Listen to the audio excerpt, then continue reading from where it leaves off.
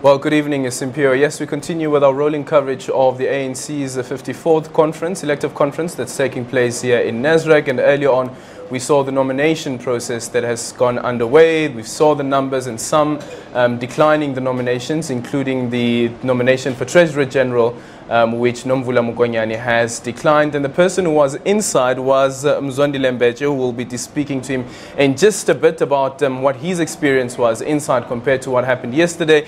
An interesting bit, Sakina. Certainly interesting. But firstly, let's get a first-hand account of what was happening inside plenary. I mean, we got a snapshot here, but the atmosphere in there, of course, adds to the drama, Mzwa. You know, they always say, I think the ANC people, they say ANC is a very robust organization. So when they're inside, I think we actually saw that in action. Because when we got in there, they were still discussing the issue of the election of the NEC, you know, the 80 members. So at the time, I think they had not decided to separate the top 6 from the NEC. So there was a bit of confusion. So you saw now ordinary delegates engaging with the leadership and at the top of their voice. And yes, it did, I'm sure, you know, when I looked at the officials, you could see that they kind of like were regretting why they allowed journalists in.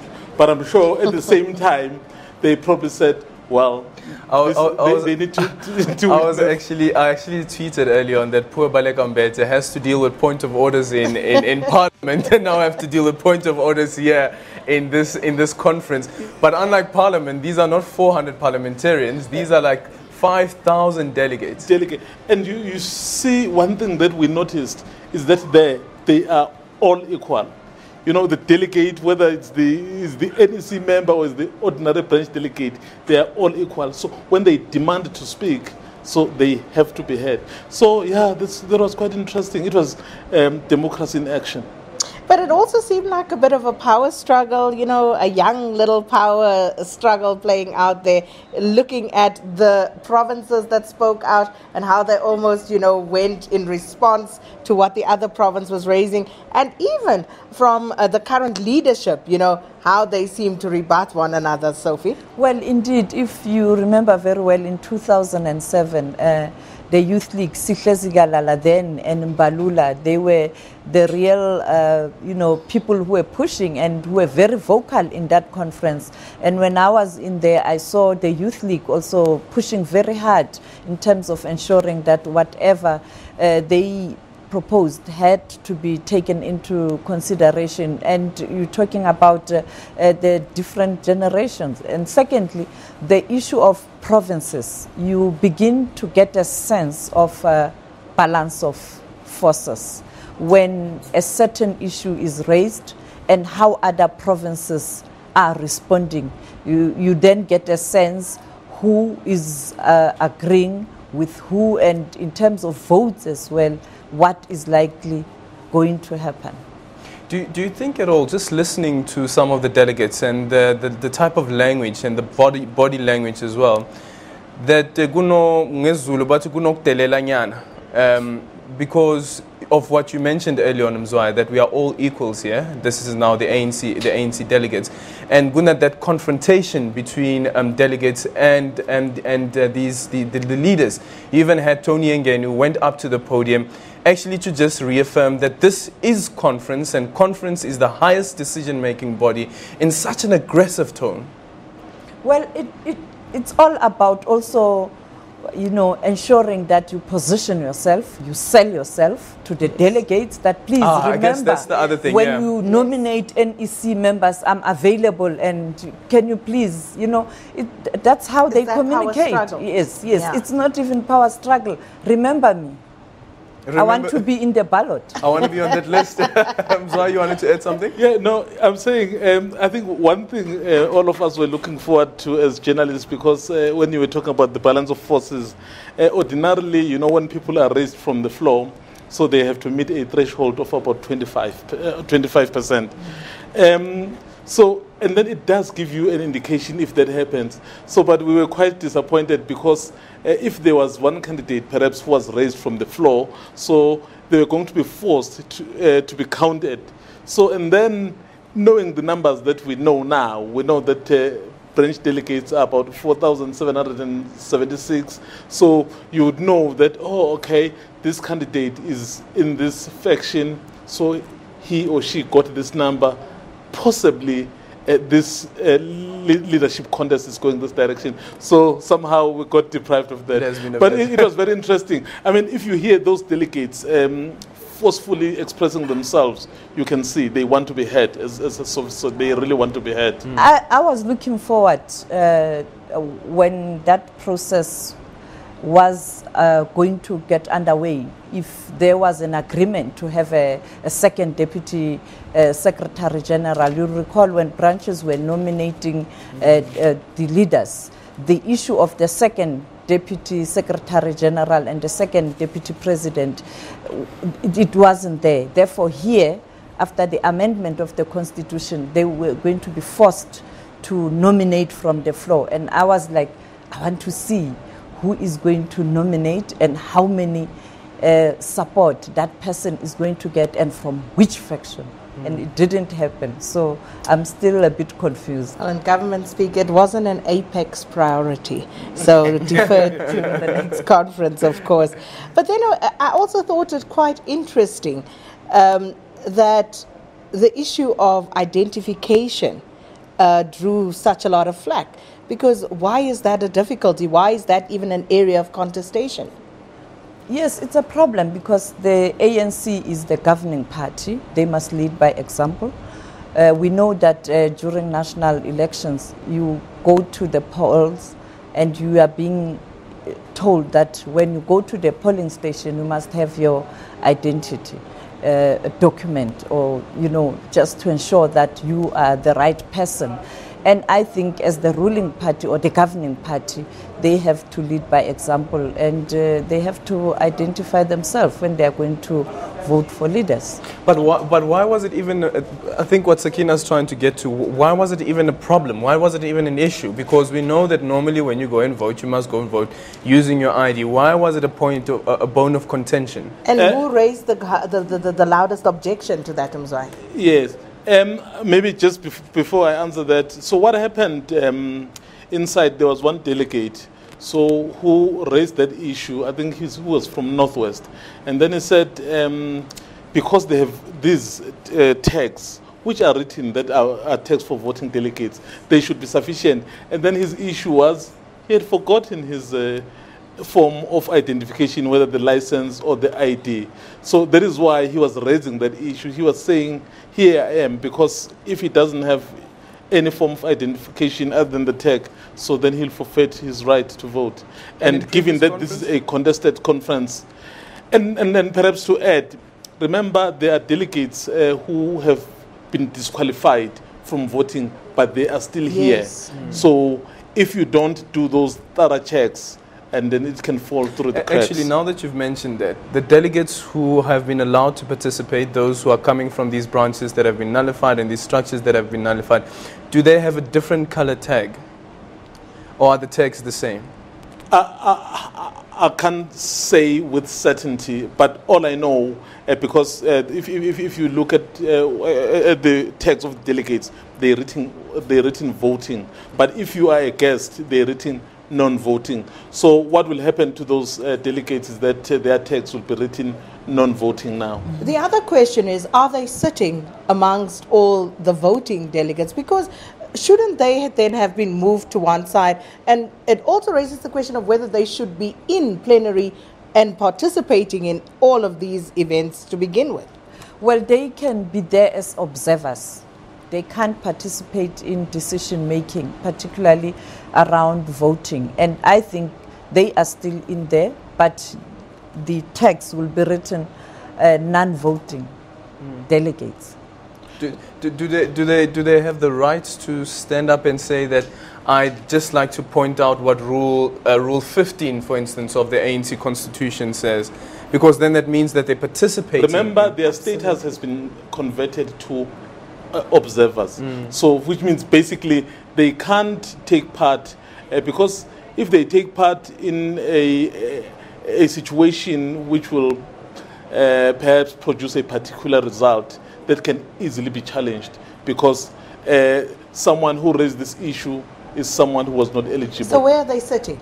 Because I can be someone with observer status and I'm sitting next to Aldrin or Sophie and I'm telling them, say this, do this, vote like this. Am I not participating Well, they are still members of the ANC. They can still lobby. Yes. Yeah, actually, Gwedo Mantashe was raising that point as well when he was saying that some of these court decisions are too far-reaching. Let's get into the politics of the numbers. Nomvula Mokoena and Zweli Mkhize verbally declining their nomination. Was that a surprise at all? For me, it was not a surprise at all because you look at Nomvula Mokoena. Nomvula Mokoena is part of the group that has taken a decision to support Dr. Nkosazana Dlamini Zuma.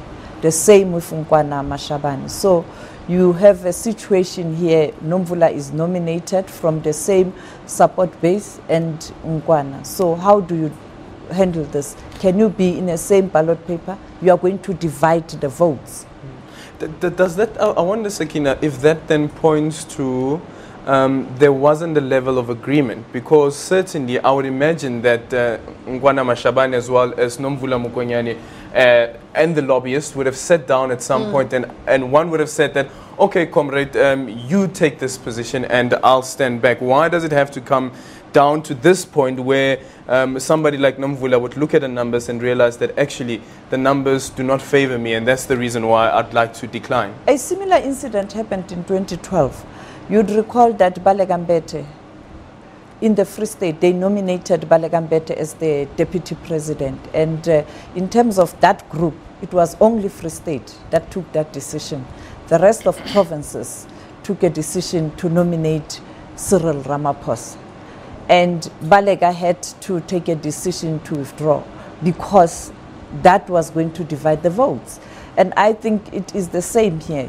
You can't have Nomvula and Nkwana in the same slate, but contesting each other. But I suppose it also, one could argue, speaks somewhat to the independence of the branches and their ability to elect someone. Some of those branches obviously felt they'd rather go with the one candidate as opposed to the other. In fact, it was very interesting because actually Nomvula had more votes than Nkwana. Is it? Yes. So, but because these are key figures in the Women's League, and the Women's League has decided that they're pushing this leadership, this current collective. So can you imagine the very same Women's League dividing itself? So it is in that context. I think the other interesting one, the one for Zweli, it looks like, as you know, lobbying is allowed until you go and vote. It does look like there were some discussions with Zweli, perhaps with either Gauteng or the team from the Cyril's camp, so that they can perhaps try and boost the numbers. Because, as we know, the branch nominations do not necessarily translate into who will win, but they just give an indication is the delegates, because some of those branches they only have one, and other branches can have as high as 5. Publicly, Zweli Mkhize was running to become presidential candidate, but he has accepted nomination to become deputy president, and subsequently then declined that nomination.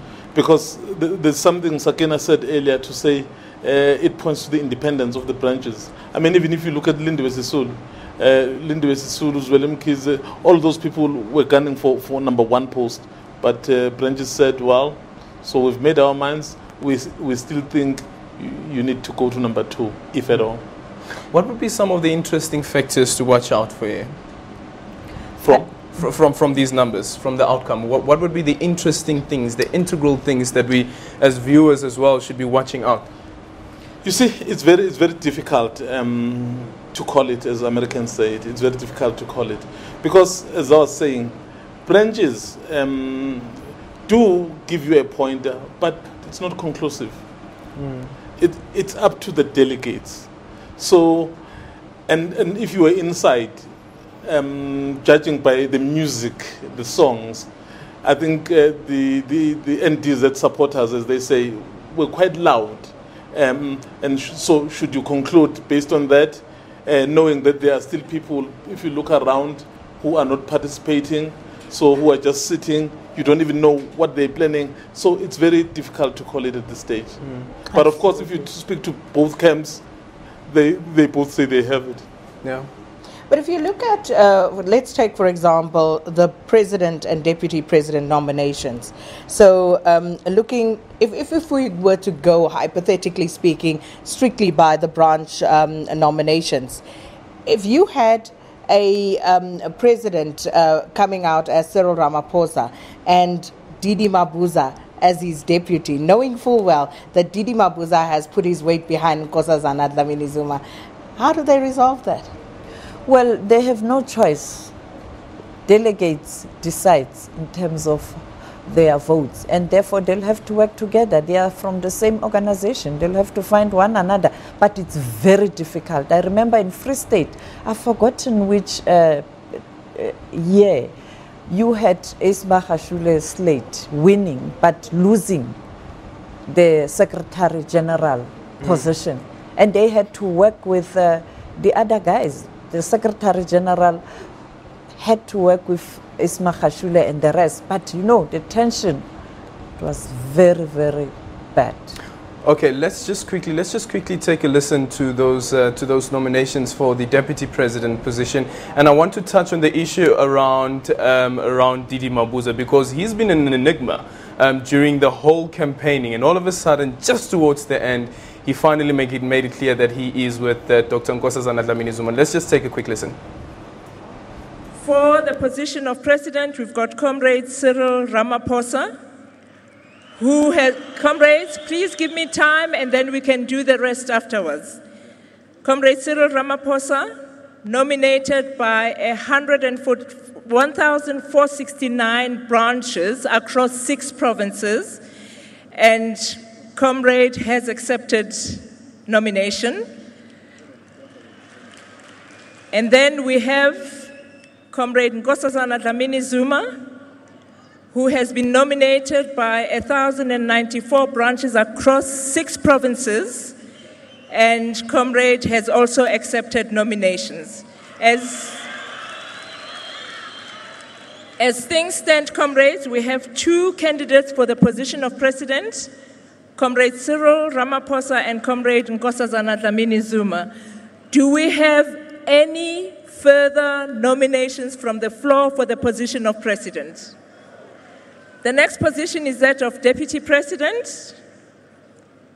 For this portfolio, we've got the following candidates: Comrade David Mabuza, nominated by 1128 branches across 6 provinces, and Comrade has accepted nomination. Our second candidate is Comrade Zweli Mkhize, nominated by 193 branches across a province, 1 province, and Comrade has accepted nomination. We then have Comrade Lindiwe Sisulu, nominated by 619 branches across 4 provinces, and Comrade has accepted nomination. And the last province had nominated Comrade Nalendi Pando, and she has declined nomination. So our candidates, comrades, for the position of deputy president are Comrade David Mabuza, Comrade Zweli Mkhize, and Comrade Lindiwe Sisulu. Do we have any further nominations from the floor for the position of deputy president? None. And that, of course, the announcement of the branch nominations. And it wasn't live, of course, that happened earlier on in the day. But this event, of course, coming to you live from Nasrec. And we are here, of course, for the 54th Elective Conference of the ANC. And just unpacking some of those numbers and what they mean. Aldrin, you wanted to speak specifically about Didi Mabuza. Didi Mabuza. And I was saying even earlier on that if you look at the NDZ slate, it is only Nkosazana and Didi Mabuza who went above the 1,000 nomination mark. What was Didi Mabuza playing? did he really think that at some point Cyril Ramaphosa would turn around and say, actually, let's welcome you into the camp? I think what he was saying all along, I mean, was that he was hoping for an uncontested conference. Because there was a time where he said, I am willing to give up my deputy presidency nomination if that will mean we go for an uncontested convention and then we agree on who we're electing. But it does look like the two camps had made up their minds, so they were in no mood of giving up. Aldrin used the word enigma earlier in describing Didi Mabuza. So, who is Didi Mabuza, and what sort of character does he bring to this position of deputy president of the ANC? A shrewd politician. They call him the cat. So basically, he's got 9 lives. Is that all you guys gonna say? It's not necessarily a bad thing. Yeah. Whatever you do in life, you have to be an expert. He's a master. Of what? In terms of how to move around or to move the goalpost as a politician. And that's what politics is all about. In fact, just to add on what Sophie is saying, you know, there used to be very serious problems in Mpumalanga, but we saw him reconcile with his enemies. I mean, even Ronald Lamola, who used to be the deputy president in the Youth League, so they never saw eye to eye at some point, but they reconciled. And then you remember the Bushbuck Ridge, that association which was giving the ANC some tough time. So he went to them, he reconciled. Even the SACP, you remember that fight, the physical fight, the stone throwing. So he went to them. So he was able to unify them. And if you looked at these nominations, even in the provinces where he was not, it was not his slate, so to speak. In the Eastern Cape, for example, Zweli was the preferred candidate for deputy president with 193 votes. And Didi got, you know what? 190. So, you know, this game he had played it so well, so much so that branch members had kind of like believed that he indeed means it when he says unity.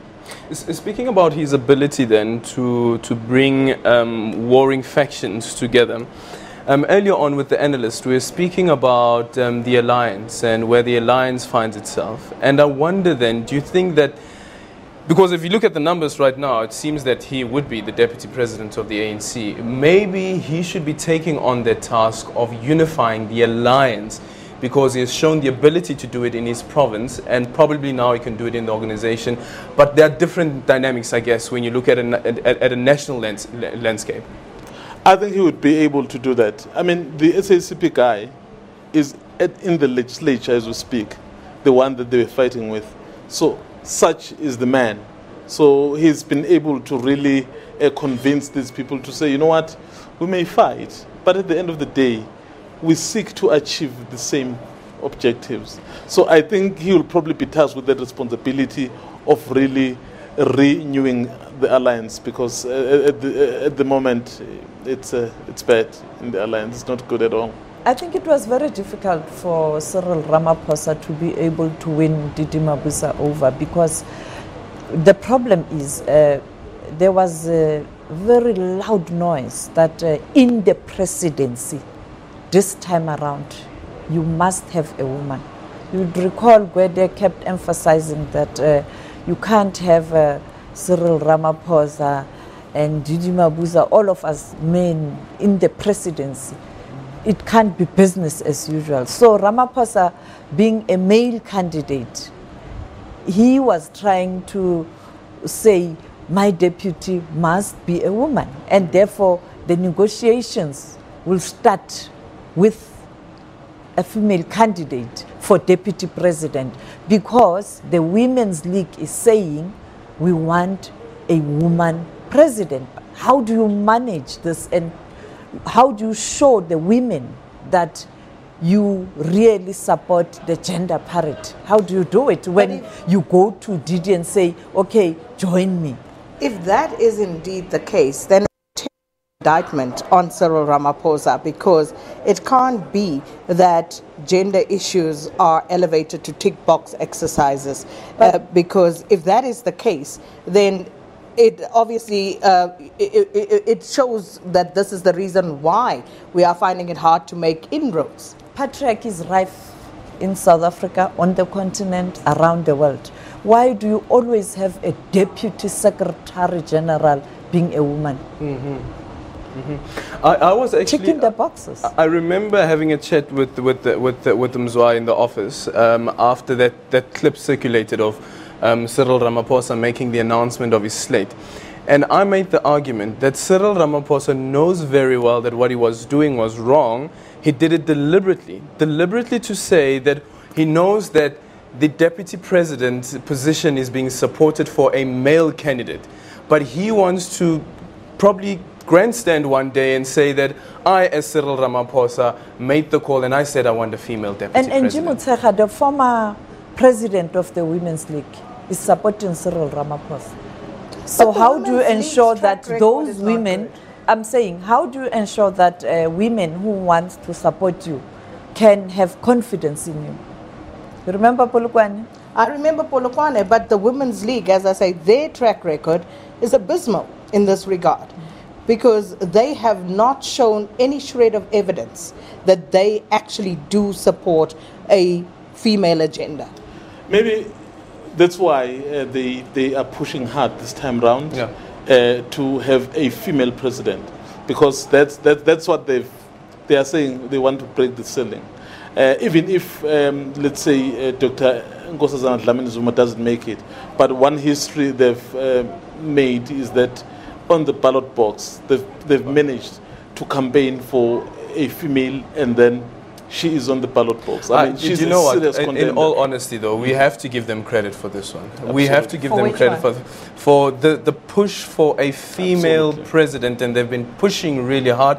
Some may argue that it is a female who's being pushed, but based on a male agenda. But it's a female at the end of the day that has been pushed, and which is something quite interesting. And even if you listen to Dr. Nkosazana Dlamini-Zuma's remarks while on the campaign trail, she makes the argument that if you look throughout the continent, there's not one female president, I guess, except for the president of Madagascar. Except for her. Then if Cyril Ramaphosa is elected as president of the ANC and probably then president of the country, then that means that there's still just one female president. Not even one. There is she's leaving office on the 26th. Yeah. On the 26th, there's a runoff. George Weah is actually running, the football superstar. So, and then her term has ended. Yeah. But remember, so Dr. Nkosazana Dlamini-Zuma in Polokwane, even though it was clear that she doesn't have numbers as the deputy president, or to get that position, she made a statement, we are told, when Zweli Mkhize tried to persuade her to stand down, to say, I'm doing it for women. Even this time around, I think that's her view. We're going to have to leave it there. And of course, these discussions will be ongoing here at NASREC. But for now, it's back to the studio in Auckland Park.